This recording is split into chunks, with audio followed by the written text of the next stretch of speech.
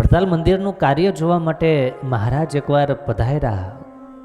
કાર્ય લગભગ પૂર્ણ થવાને આરે અને બ્રહ્માનંદ સ્વામીએ મહારાજને બધું કાર્ય બતાવ્યું. મહારાજ કે પૂતળા તો બહુ સરસ બનાવ્યા છે, બહુ સરસ હાવભાવ વગેરે બધું બહુ સારું, એકદમ જીવંત લાગે એવા છે. અને એટલી વાત મહારાજે જ્યાં કરી અને ત્યાં બ્રહ્માનંદ સ્વામી કે મહારાજ જીવંત લાગે એવા છે પણ જીવંત નથી. જો અત્યારે આ કળિયુગમાં આ પૃથ્વી ઉપર કોઈ ભગવાન જો હોય તો આ બધા પૂતળાઓને સજીવન કરે. અને મહારાજ મરક મરક હસવા લાગ્યા. મહારાજ કે સંશય છે? મહારાજ સંશય નથી, સ્નેહ અવશ્ય છે.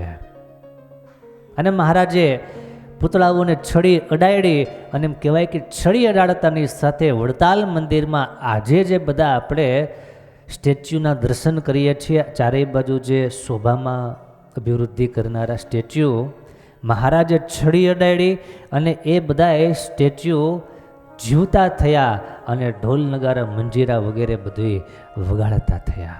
આવો વડતાલ મંદિરની સાથે ઇતિહાસ જોડાયેલો છે.